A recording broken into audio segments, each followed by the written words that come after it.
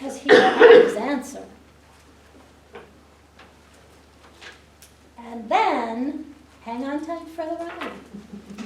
Because sometimes it's rocky, sometimes it's bumpy, sometimes it's even painful.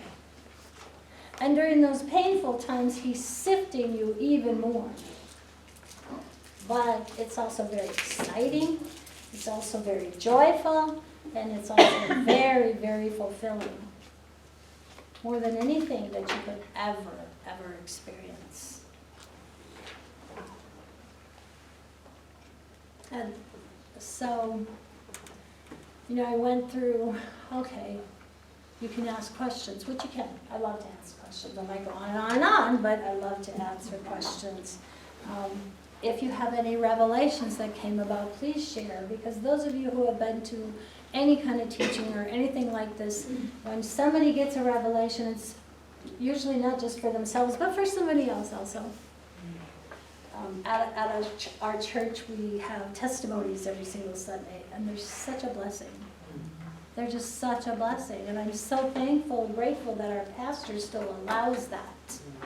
Because for somebody to come up and say, this is what God did this week, it's so encouraging, so please feel free to do that. Otherwise, I'm just going to let you have time to just share with each other, because that's my story. Anyone have anything that they want to ask? Yes. How did your husband do with all this? Oh, good. I was going to say, I should have brought that back in. He is amazing. He's a quiet person in the background, but I could never do this without him. He's so wise, and this he loves. This part he truly loves, and he's always trying to come up with more things, but biggest part of it is he's my prayer warrior and my sounding board. There's sometimes like, but Paul, and he's so calm.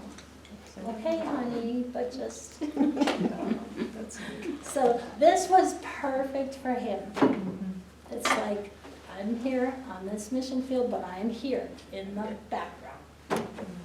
Even when we have big events, he sits in the back or stands on the wall. Good question, because that's important.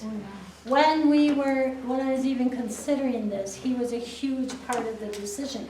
Well, for one thing, I've been teaching for many years, and I know the money shouldn't matter, but I was on the top of the scale, and I knew I was not going to be able to do that. So he had to be in agreement with that, and to give up all of the retirement package, the insurance, all of that went away. So he had to be in agreement. So praise God. He knew what he was doing when he gave me Paul. Nice question. Anyone else? Yes. What if you don't know what your calling is? You had two callings, and God gave you both of them and drove you into that. You didn't have to choose one or the other. He put them together for you. When you don't know what your calling is anymore. Just start asking. And I would say, because I taught women's retreats for many years, and I always say, fast and pray. And you're going to be amazed, but you also have to be open to, what if he tells you something you never even thought of?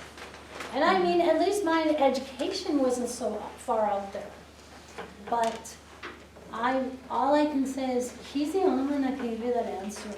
You have to fast. I truly, truly believe in fasting along with prayer. And then writing it out. And you will know. It might not be somebody coming and telling you, but you will know. Anyone else have a words of wisdom for her? Maybe you have a better answer. I know I had a dear friend who I thought, her calling's incredible. She retired early as a nurse because God told her to be an encourager. I'm like, how do you do that? But it's been amazing because her husband picked up, and she, like I said, got an early retirement because as much as we don't like it to, finances play a part in our lives.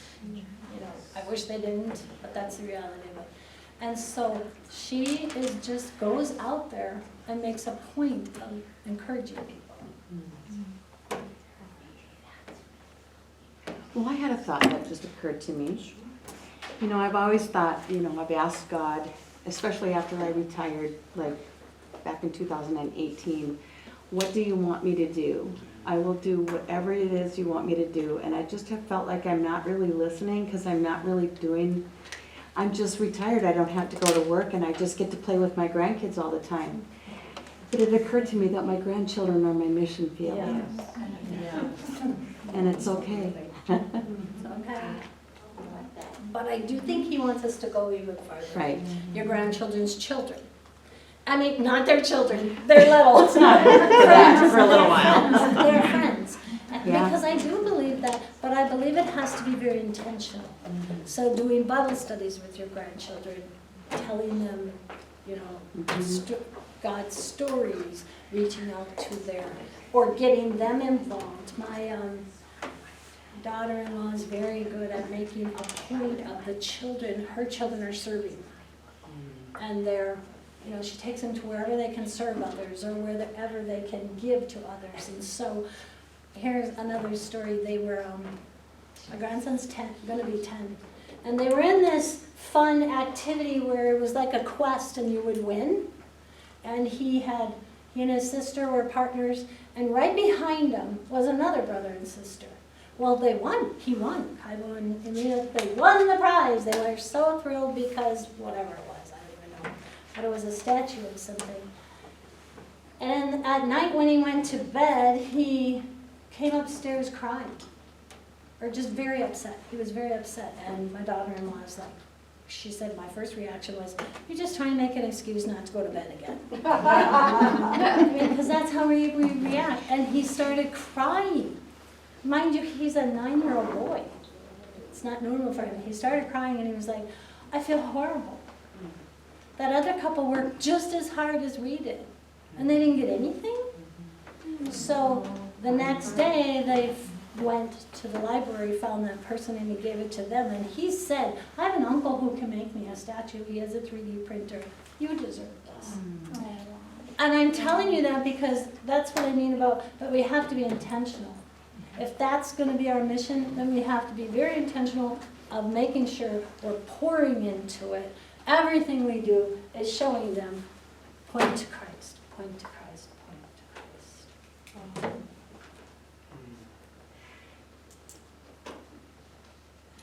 I would say not only the grandchildren are your mission, but the parents of the grandchildren also. Yeah, if their parents don't know.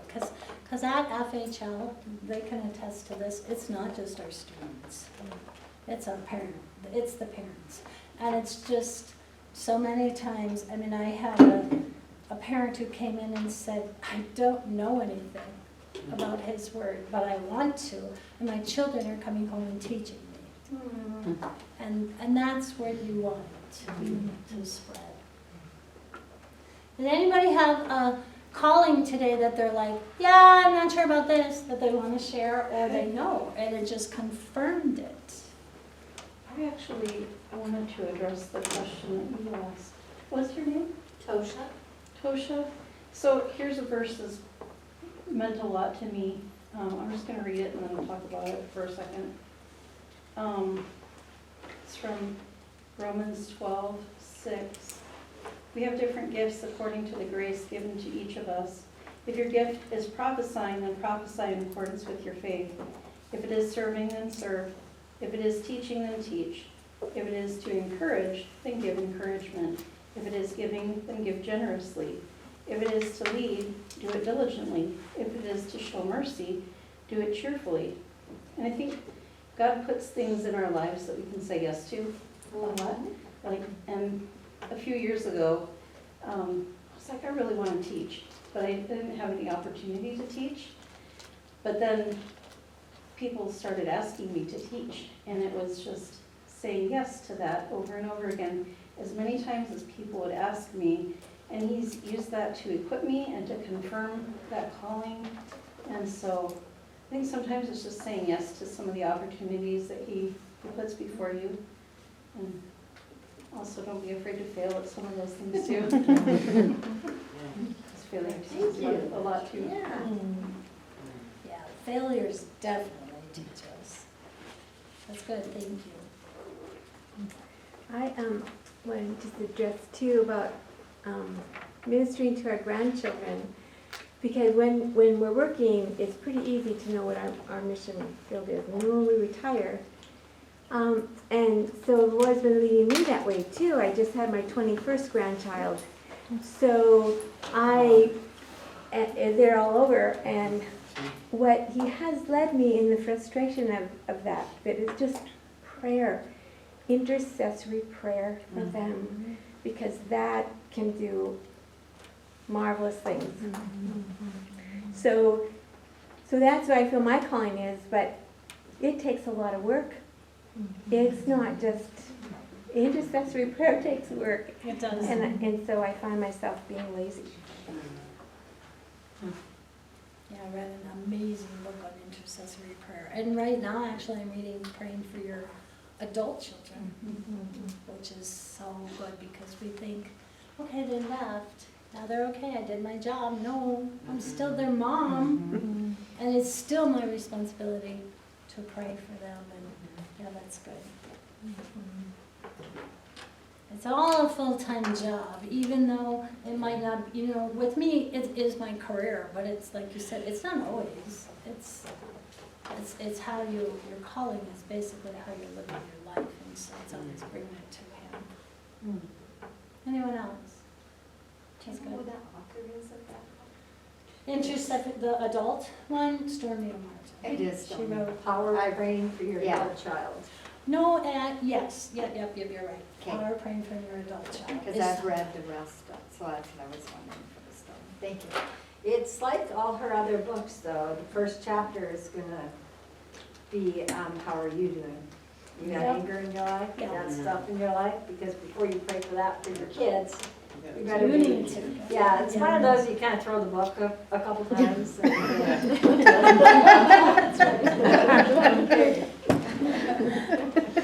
You guys don't throw books? Well, because that's right though, Kathy, you bring up such a good point, because it's like that with everything. Until you cleanse yourself and until you get yourself right, you're not doing anybody else any good. Right. You're just not your children, not your adults, not your grandchildren, not teaching at the school, none of it. You have to get right with Christ yourself first before you can. Otherwise, it's just not going to work. Do those ladies over there want to share anything? Wendy, Sharon? Sharon's like, God's still working in my life. Just I'm still a what does mess. He want me to do? No, we're a part of FHL. I'm actually the girl. Yeah. The girl or One of the original one? Yeah, I'm one of the. You should start a school. Yep. She's like, you're coming with, and I'm like, I Yeah. guess. And that's a whole story in itself, because I've always wanted to be a part of a private or a Christian school, because that's how I wanted my boys raised, actually. And I went back to school to be a teacher. And they put me in Bagley, and I shouldn't have been in Bagley, actually, because my kids are in Bagley, and you cannot student teach where your kids are, actually. And so then they did, and I'm like, oh, fine. Then I told them, I'm like, I shouldn't be here. I actually shouldn't be teaching in Bagley because my kids go there. And they're like, oh, it's fine. We're just going to push you through. Which was great. And then they put me in 6th grade, and I'm like, I want a kindergarten. I asked for kindergarten. But because I went in 6th grade, I met this lady. And that's like, I didn't know this girl. And so that's how it really came about. That's how God put it Yeah. all into play.